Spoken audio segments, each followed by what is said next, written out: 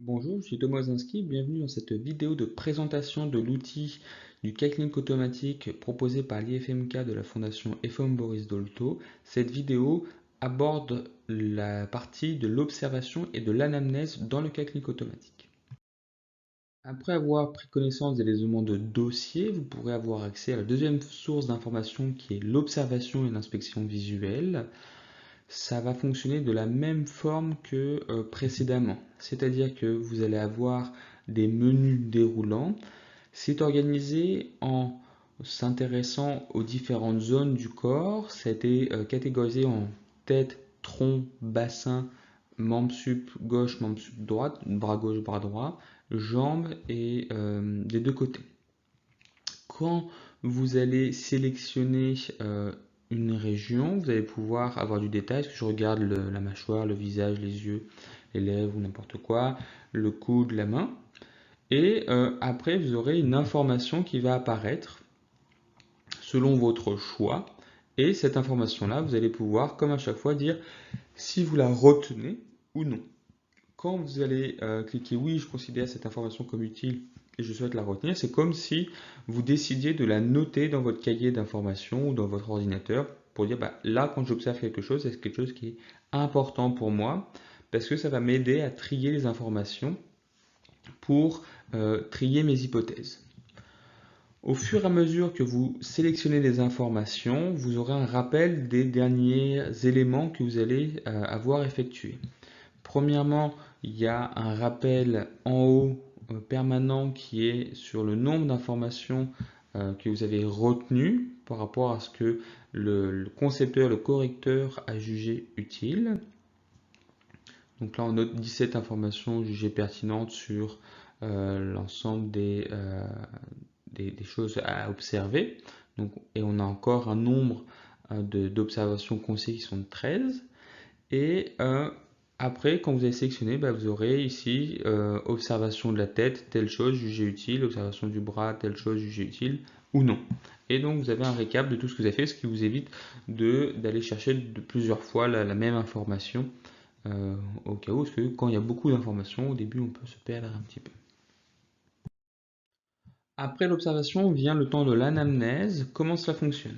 Toujours grâce à des menus déroulants, sauf que cette fois c'est organisé avec des thématiques. Par exemple, je vais poser des questions sur les activités, les objectifs du patient, sur ses comorbidités ou autres. Donc vous allez sélectionner dans le menu déroulant la thématique qui vous intéresse, puis dans cette thématique vous allez pouvoir poser une question, toujours en choisissant l'élément dans le menu déroulant. Ce qui va vous permettre d'avoir une information toujours en apparence dans le cadran et que vous allez pouvoir dire si vous la retenez ou non, si vous la notez ou pas dans votre carnet personnel. Et à chaque fois, vous avez à droite le récapitulatif des dernières choses que vous avez observées et le décompte de où est-ce que vous en êtes sur les éléments jugés pertinents par le correcteur. Donc ça vous donne des indices sur le fait d'avoir suffisamment exploré ou pas l'anamnèse et aussi vous avez le rappel pour ne pas poser plusieurs fois les mêmes questions. Vient ensuite le temps des examens cliniques, la dernière source d'information. La conception est proche, il y a simplement eu un ajout en plus. Premièrement, c'est vous choisissez votre thématique, comme pour l'anamnèse, parce que cette fois c'est plutôt mobilisation, motricité, sensibilité, palpation. Vous choisissez la région d'intérêt, la tête, le tronc, les membres inférieurs ou membres supérieurs. Puis, dans cette région, vous choisissez le test, le prise de pouls, la mobilisation flexion du genou, la palpation de tel ou tel muscle. Ensuite apparaît la réponse et puis vous sélectionnez encore une fois si vous pensez qu'il faut noter ou pas cette information. Et comme à chaque fois, le même mode de fonctionnement, vous avez le récapitulatif à droite. Donc toujours la même mode de fonctionnement, des petites variations en fonction des sources d'informations pour s'adapter au plus à ce qu'on rencontre en pratique clinique et comment on raisonne. Je m'intéresse à telle chose sur telle région et qu'est-ce que je vais faire comme test. Et puis ça vous permet de progresser. Vous allez après avoir pu explorer les différentes sources d'informations, donc le dossier, l'observation, l'anamnèse et les tests cliniques, avoir un récapitulatif de différentes informations. Vous avez le total des choses que vous avez explorées. Donc là, dans l'exemple, j'avais exploré 16 items pour faire vite. Sur les 16, il y en a 10 que j'avais jugé utiles et 6 comme inutiles. Et vous avez un récapitulatif par rapport à ce qui a été conçu par le correcteur. Donc le correcteur jugeait qu'il y avait encore 35 informations potentiellement utiles. Et vous avez le décompte par dossier, par source d'information. À tout moment, en voyant ce résumé, vous pouvez remonter au dossier qui vous intéresse, enfin à la partie source d'information qui vous intéresse, que ce soit le dossier, l'observation, anamnèse ou test. Et vous pouvez aussi revenir sur vos hypothèses. Si vous avez un doute de savoir quelles étaient vos hypothèses, vous pouvez revenir ou si vous voulez les changer. Vous avez aussi un résumé sous une forme graphique qui vous remet les mêmes informations, mais pour vous rendre compte s'il y avait des choses que vous avez un peu déséquilibrées. Par exemple, à gauche, ça vous montre si vous avez sur l'ensemble des choses considérées comme pertinentes, combien vous en avez identifié comme utiles et combien vous avez jugé comme inutiles. Ça vous permet d'avoir cette information, ce prorata entre le fait d'avoir priorisé trop d'informations dans une source ou dans une autre.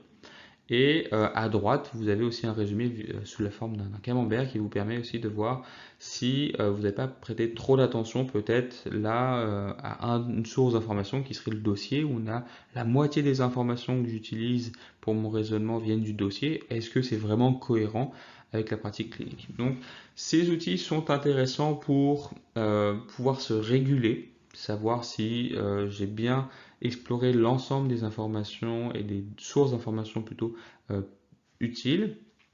Et puis ça me permet aussi d'avoir un petit coup de pouce du correcteur, de savoir est-ce que j'aurais pas oublié certaines informations. Donc un outil assez important pour se réguler. Quand tout cela est fait, et vous avez à la fin un résumé, comme si vous relisiez au calme toutes vos notes. Ça vous rappelle les différentes questions posées, différents tests exécutés, les observations. Vous avez tout qui est résumé ici. Donc vous voyez ici des choses d'anamnèse que j'avais sélectionnées au hasard ou d'observation. Le dossier, j'avais sélectionné mais oublié de sauvegarder. Donc d'où l'importance de sauvegarder, parce que sinon il n'y a pas les notes qui apparaissent ici. Mais je serai obligé de remonter en haut du dossier. Rien n'est perdu, simplement ce n'est pas noté dans mon carnet de récapitulatif. Donc n'oubliez pas de sauvegarder à chaque fois les informations via le bouton comme rappelé dans le dossier et puis de noter si vous jugez les informations utiles ou non utiles. C'est ce qui fait que vous notez ou pas dans votre carnet les informations et ce qui vous permet d'avoir ce récapitulatif à la fin. Si vous ne le faites pas, il n'y a pas de problème, juste vous allez simplement reperdre du temps à poser de nouveau la question comme si en pratique clinique vous aviez oublié une information et que vous êtes obligé d'aller rechercher l'information. Donc l'intérêt est de prendre le temps de noter ce qui est pertinent pour vous pour savoir si vous conservez l'information ou si vous jugez qu'elle est oubliable. Je vous remercie d'avoir écouté cette vidéo. Comme à chaque fois, si vous avez des questions, n'hésitez pas à m'envoyer un courriel à thomas.ozinski@fom.fr et je vous souhaite une belle journée.